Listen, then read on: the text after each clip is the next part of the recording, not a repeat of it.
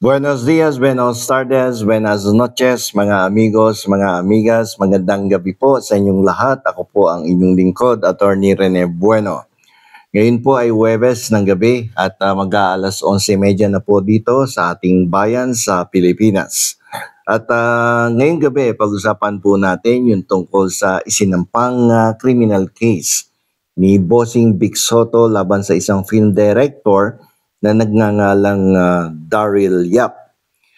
Itong kaso na 'to ay tungkol sa isang cyber libel sapagkat si Bossing ay medyo siguro nainis sapagkat do'n sa mga teaser video na nilabas 'no sa different social media platforms ay madalas sabihin sa pelikulang The Rapist na may isang eksena do'n na tinatanong na, "Totoo bang ikaw, si Vic Soto ba ang nang-rape sa'yo o totoo bang ni-rape ka ni Vic Soto?" Tapos sumagot yung isang batang artista na sinasabing, "Oo, oo." So, madalas inilalabas yung teaser video na 'to at talagang nag-trending 'to.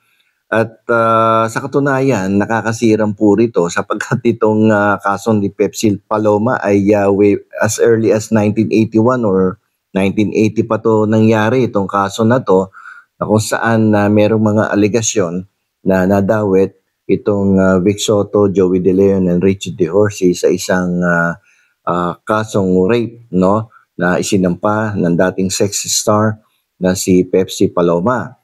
Pero more than 1981 na 2025 na ngayon, so napakatagal na panahon na. Kung tutuusin, nag-prescribe na yung kung sakasakaling buhay yung naging biktima dito, hindi na siya pwedeng magsampa ng kaso tapos sapagkat hanggang 20 taon lamang, no, kapag ganitong mga klaseng kaso, within 20 years dapat makapagsampa ka ng kaso. After the lapse of 20 years, paso na yan. So hindi ka na makakapagsampa ng kaso.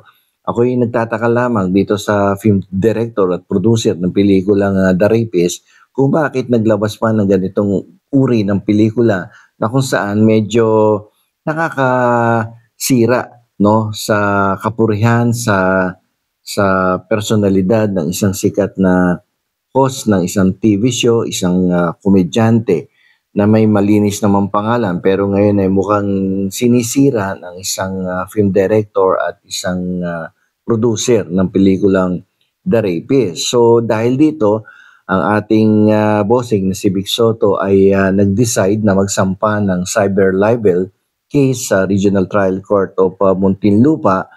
18 or 19 counts yung kanyang isinampang kaso sapagkat yun sa kanyang abogado ay 19 o 18 beses nagkaroon ng violation doon sa cyber libel. At dahil dito, marami ding nagtanong sa akin sapagkat bukod pala dito sa criminal case na isinampa ni Bossing ay 2 days ago ay nagsampa din pala sila ng civil case. Ito ay tungkol sa isang petition for the issuance of the writ of habeas data. At maraming nag-usisa sa akin, attorney, ano ba yung writ of habeas data? Yan ba ay kaparehas ng writ of habeas corpus? So ipapaliwanag natin to sa layman's term sa level na mauunawaan ng isang ordinaryong mamamayan. Pag sinabi mo kasing habeas, no? Habeas meaning you have, no? So petition for the issuance of the writ of habeas. Corpus, pag sinabing corpus, body yan eh. So, but in this case, sa kaso ni Vic Soto, ang pinail niya is petition for the issuance of the writ of habeas data. Ibig sabihin, you have in your possession the data. Yung mga records at information, no, yung mga tungkol sa personal information, sa mga privacy ng isang tao ay nasa sa iyo. So, ang pangunahing pakay ng petitioner dito ay sabihin doon sa kabilang partido na saan ba pinagkukuha yung impormasyon na yan. Na ako, during that period, ay naakusahan na rapist ng isang sexy star. At sino-sino ba yung pinagkuhanan mo ng records na yan? Sino-sino ba yung mga impormasyon na yan? Saan mo mga kinuha yan na records? Pwede bang ipakita mo sa amin dito sa hukuman na kung saan pinail ko yung petition for writ of habeas data upang malaman naman namin kung ano ang naging basihan mo sa pagpapalabas ng mga teaser video o ng isang pelikula na kung saan ginamit mo ang aking pangalan at idinadawit mo sa isang pagkakasangkot sa isang krimen na rape. So, yun ang gustong gawin ng petitioner.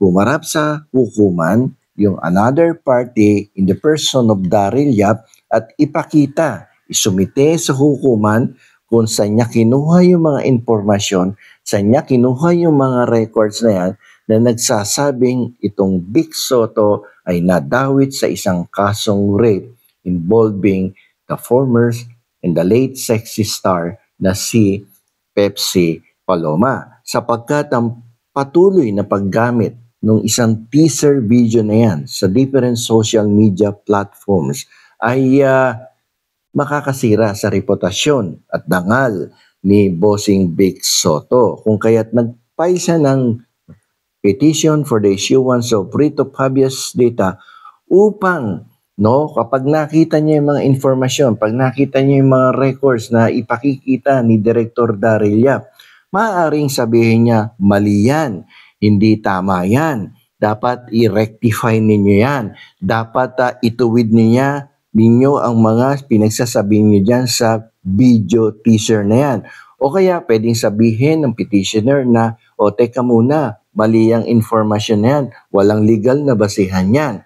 At dapat i-delete ninyo yung mga video na yan sa different social media platforms o kaya isumitin nyo yan dito sa hukuman, isurrender nyo sa akin at aming sisirain yan sapagkat yung mga teaser video na yan, yung pelikula na yan ay nakakasira sa aking integridad, nakakasira sa aking reputasyon at ito ay nagdudulot ng malaking damage sa aking pangalan bilang isang public figure at pati na rin sa aking pamilya, sa mga miyembro ng aking pamilya. So, yun yung isa sa pangunahing pakay ng petition for the issuance of the writ of habeas data. Pangalawa, may ancillary remedy gustong makuha ang petitioner na si Bossing Vic Soto mula sa hukuman. Ito yung pagpapatigil sa pagpapalabas ng teaser video at pati na din doon sa entire movie na The Rapist. Itong ancillary remedy na to na kung saan ay gusto ng petitioner na itigil ang pagpapalabas ng mga teaser video at pelikula ay may kasing halintulad sa isang petition for the issuance of an injunction or restraining order. At yan ay isang ancillary remedy na nakadikit yan doon sa main petition na issuance of the writ of habeas data. Ito ay upang bigyan ng proteksyonan ang reputasyon ng petitioner sapagkat ang bawat tao ay may karapatan sa ilalim ng ating saligang batas na mapanatili ang kanyang privacy. Dito mukhang binulatlat yung buhay ng isang artista na mukhang wala namang basihan at nangyari na kulang-kulang 4 na dekada na ang nakalipas pero mukhang muling binubuhay ng isang film director, ng isang producer ng pelikula, ang isang impormasyon na wala namang basihan upang ilabas sa pelikula at different social media platforms.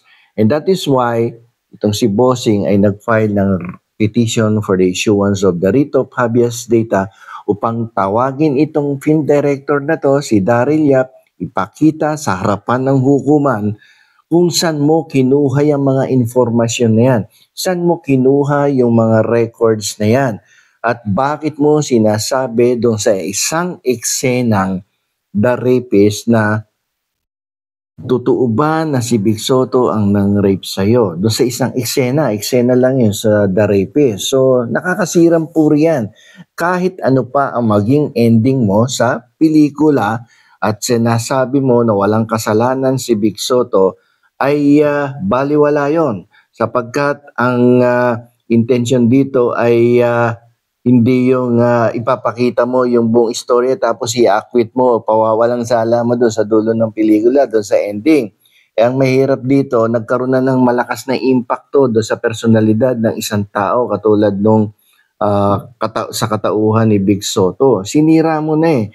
No? Ang importante dito makita ng hukuman is ano ba ang naging epekto sa pagkatao ni Vic Soto nung inilabas yung teaser video na yan. Sinira mo na eh. Yung tao eh, sinisira mo yung reputasyon, sinisira mo yung integridad ng tao.